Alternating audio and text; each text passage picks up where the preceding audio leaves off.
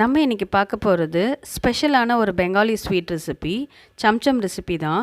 சம்சமில் வந்து மலாய் வச்சு தான் எப்போவுமே ஸ்டஃபிங் பண்ணுவாங்க. நம்ம இன்றைக்கி வித்தியாசமாக குல்குந்தை வச்சு இன்றைக்கி ஒரு ஸ்பெஷல் ட்ரை பண்ணியிருக்கேன். இந்த ரெசிபி எப்படி இருக்குதுன்னு பாருங்கள். இதுக்கு தேவையான பொருள் என்னென்னு பார்க்கலாம்.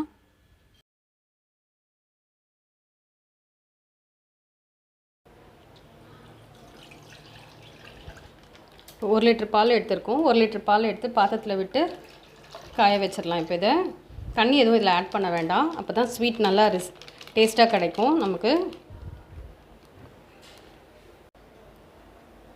இப்போ பால் பற்ற வச்சாச்சு. பால் நல்லா பொங்க வரட்டும். பொங்க வர வரைக்கும் ஹையில் வைங்க.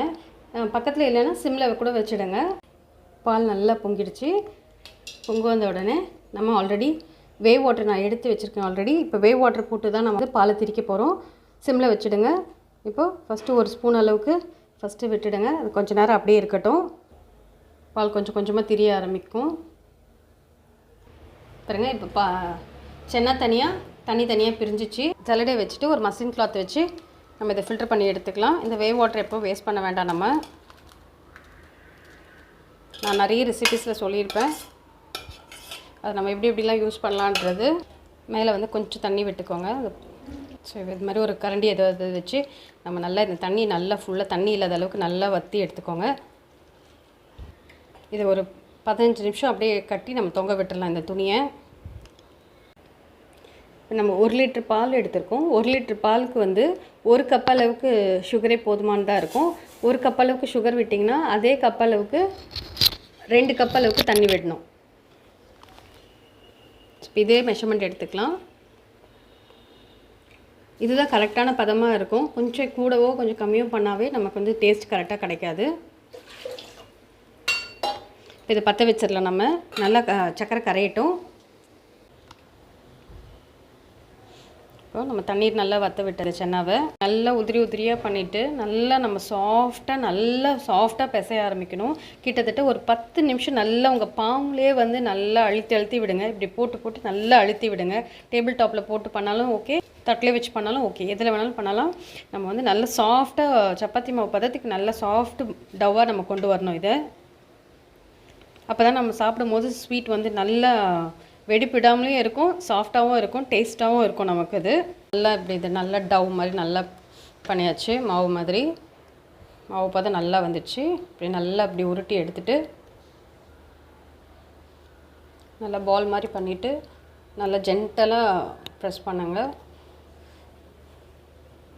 பால்லேருந்து வந்துட்டு அப்படியே ஓவல் ஷேப்புக்கு நல்லா மறுபடியும் மோல்டு பண்ணிகிட்டே இருங்க.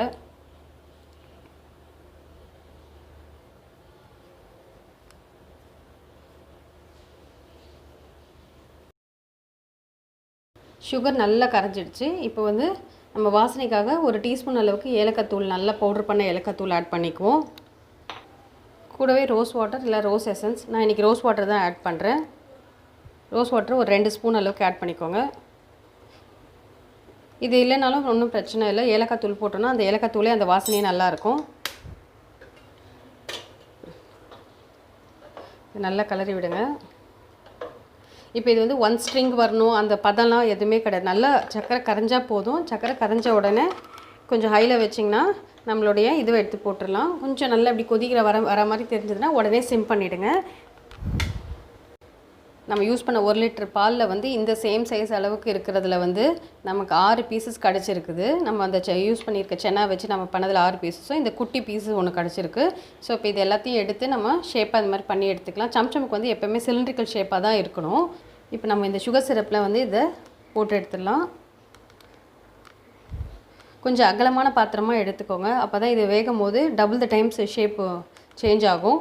ஸோ அப்போ அது நமக்கு யூஸ்ஃபுல்லாக இருக்கும். அந்த பாத்திரம் பெருசாக இருந்ததுன்னா அது வேகிறதுக்கு ஈஸியாகவும் இருக்கும். இப்போ வந்து தட்டில் மூடிட்டு சிம்லேயே வந்து ஒரு 10 நிமிஷம் இருக்கட்டும். 10 நிமிஷம் கழித்து வந்து நம்ம பார்க்கலாம். இதை நம்ம போட்டது எல்லாமே டபுள் த சைஸ் வந்தாச்சு. ஸோ இப்போ இது வந்து கரெக்டாக இருக்கா அப்படின்னு நம்ம பார்க்குறதுக்கு வந்து ஒரு பீஸ் எடுத்து ஒரு சில் வாட்டரில் போடுவோம். சில் வாட்டர் போடும் கீழே அப்படியே ஃப்ளோட் ஆகிருந்ததுன்னா ஓகே, கொஞ்சம் மேலே அப்படியே மேலே நிற்கிற மாதிரி இருந்ததுன்னா இன்னும் வேகலைன்னு அர்த்தம். இதுதான் நம்மளோட கரெக்ட் கன்சிஸ்டன்சி கண்டுபிடிக்கிறதுக்கான இந்த யூஸ்ஃபுல்லான பதம் இதுதான். இந்த டிப்பை ஃபாலோ பண்ணி பாருங்கள். ஸோ இப்போ நம்ம வந்து இப்போ பண்ணியிருக்கிறது எல்லாத்தையும் எடுத்து இந்த சில் வாட்டரில் போட்டுடலாம். சில் வாட்டரில் போட்டால் தான் நமக்கு நல்லா சாஃப்டாக கிடைக்கும். இதே மாதிரி நம்ம பண்ணியிருக்க எல்லா வித சம்சமையும் இதில் சில் வாட்டரில் போட்டுடலாம். சில் வாட்டரில் போட்டுட்டு கொஞ்சம் ஃபில்டர் பண்ணிவிட்டு எடுத்து வச்சுக்கலாம். நம்ம போட்டு எடுத்த உடனே நம்ம வந்து இது இப்படி சென்டராக பார்த்து கொஞ்சம் ஓட்டை போட்டுக்கணும். ஃபுல்லாக மேலேயும் சைடும் கீழேயும் கட் ஆகக்கூடாது. இந்த மாதிரி சென்டராக பார்த்து நம்ம ஓட்டை போட்டு எடுத்து வச்சுக்கணும். ஃபுல்லாக பிரியக்கூடாது, உள்ளே மட்டும் கேப் மட்டும் வரணும். இதே மாதிரி எல்லாத்தையும் நம்ம பண்ணி எடுத்து வச்சுக்கலாம். இதில் வந்து இது மாதிரி ப்ளெயின் சம்சமும் பண்ணிக்கலாம், இல்லைனா நம்ம வந்து மலாய் வச்சு யூஸ் பண்ணி சம்சம் பண்ணுவோம். இன்றைக்கி கொஞ்சம் டிஃப்ரெண்ட்டாக நம்ம வந்து குல்குந்தை வச்சு ஒரு சம்சம் பண்ண போகிறோம். குல்குந்த் வந்து நமக்கு நல்ல ஒரு உடலுக்கு குளிர்ச்சி தரக்கூடிய ஒரு ரெசிபி. அது நம்ம ரோஸ் யூஸ் பண்ணியிருக்கோம், அணி தான் யூஸ் பண்ணுவோம். இதில் ரோஸு அண்ட் அணி தான் இருக்குது. ஸோ எல்லாமே நேச்சுரல் இன்க்ரீடியன்ட் தான். அதனால் இது குழந்தைங்களுக்கு டெய்லியே கொடுக்கும்போது ரொம்பவே நல்லாயிருக்கும் இந்த குல்குந்து. அதே வந்து ஒரு ஸ்வீட்டாக நம்ம யூஸ் பண்ணி கொடுக்கும்போது இன்னுமே டிஃப்ரெண்ட்டான ரெசிபியாக இருக்கும். இது ஹோம்மேட் குல்குந்து தான். ஸோ அதனால் நான் குல்குந்தை எடுத்து ஒரு கப்பில் எடுத்து வச்சுருக்கேன். இதில் ஸ்வீட் எதுவுமே போட வேண்டாம். இதில் நம்ம அணியெல்லாம் போட்டு கல்கண்டு போட்டு யூஸ் பண்ணுறதுனால இது அது அப்படியே அதே ஸ்வீட் டேஸ்ட் நல்லாயிருக்கும். இப்போ இந்த மாதிரி நம்ம ஷேப்பாக கட் பண்ணி எடுத்துகிட்டு அதில் வந்து இந்த குல்குண்டை எடுத்து நம்ம ஸ்டஃப் பண்ண போகிறோம்.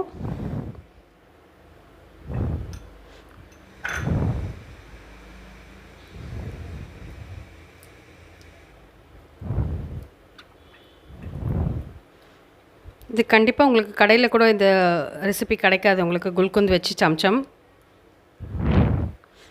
ஸோ எவ்வளோக்கு எவ்வளோ உள்ளே நல்லா இப்படி பிரிச்சுட்டு நம்ம ஸ்டஃப் பண்ண முடியுமோ அவ்வளோ அந்தளவுக்கு ஸ்டஃப் பண்ணுங்கள். ஒரு யூனிக்கான ஒரு ரெசிபியாக இருக்கும் இது கண்டிப்பாக. இது ஒரு கெட் டுகெதர் பார்ட்டி, ஒரு ஃபெஸ்டிவல் அந்த மாதிரி டைம்லலாம் இது பண்ணி வச்சிட்டோன்னா ஃப்ரிட்ஜில் வச்சிட்டிங்கன்னா கிட்டத்தட்ட ஒரு 5 days அளவுக்கு நல்லா நம்ம யூஸ் பண்ணிக்கலாம் இந்த ரெசிபியை. பால் நமக்கு எக்ஸ்ட்ரா இருக்குது, அந்த ஸ்டேஜில் பால் இப்போ நிறைய இருக்குது, என்ன பண்ணுறது அப்படின்னும் போது டக்குன்னு நம்ம வந்து இந்த ரெசிபியை ட்ரை பண்ணி பார்த்தோம். நம்மளுடைய அட்டகாசமான குல்குந்த் சம்சம் ரெடி ஆகிடுச்சு.